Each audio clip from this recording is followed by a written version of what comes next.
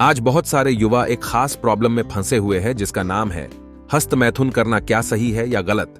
ऐसा नहीं है कि हस्त मैथुन सिर्फ नई पीढ़ी में ही शुरू हुआ हो, यह वर्षों से चली आ रही है। लेकिन तब युवा हस्त मैथुन तो कर लेते थे, लेकिन जानकारी के अभाव में उन्होंने जो भी बातें इसके बारे सुनी वे उसे अपनी धारणा बना लेते थे।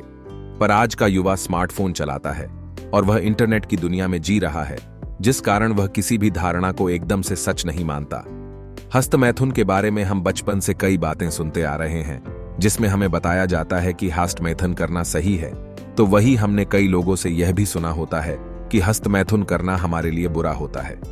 इन बातों को सुनते सुनते हम जिस बात से ज्यादा प्रभावित होते हैं उसे ही हम अपनी सोच बना लेते हैं। इस तरह से जब इस बारे में खुलकर आपस में हम चर्चा नहीं करते तो यह एक बहुत बड़ा कंफ्यूजन क्रिएट कर देता है। इस मास्टरबेशन नॉर्मल और हार्मफुल इंटरनेट का ज्ञानकोश कहे जाने वाले वाइकिपीडिया की बात करें तो उसमें हस्त मैथुन के बारे में लिखा गया है =, हस्त मैथुन मास्टरबेशन शारीरिक मनोविज्ञान से संबंधित एक सामान्य प्रक्रिया का नाम है, जिसे यौन संतुष्टि हेतु पुरुष हो या स्त्री कभी न कभी सभी करते हैं।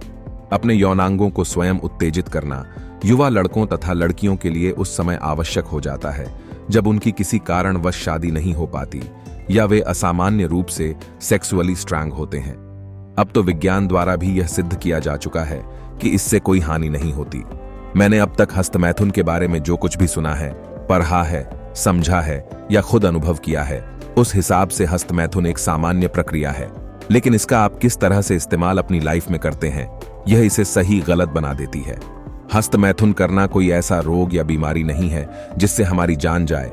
दुनिया में लगभग हर इंसान कभी न कभी हस्त मैथुन करता है, कोई ज्यादा तो कोई कम और कोई शायद करता ही नहीं।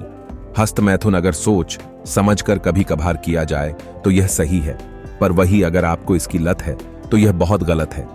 मैं यहां आपको हस्त मैथुन के फायदे, हस्त मैथुन के नुकसान या हस्त मैथुन से बचने के उपाय नहीं बता रहा, बल्कि मैं यहां आपको सिर्फ यह बता रहा हूं कि हस्त मैथुन करना आपके लिए सही है या नहीं। आप नीचे बताए गई बातों को अपनी लाइफ से जोड़े हुए ईमानदारी के साथ खुद को समझाए। हस्त मैथुन करना सही है? क्या हस्त मैथुन करना के लिए सही है? मैं यहां पर कुछ पॉइंट दे रहा हूं। अगर आप हस्त मैथुन करने के बाद यहां बातें गए पॉइंट्स की तरह ही एक्ट करते हो तो आपके लिए हस्त मैथुन करना सही है और आपको हस्त मैथुन कर लेना चाहिए, पर खुद से ये बातें ईमानदारी के साथ पूछे।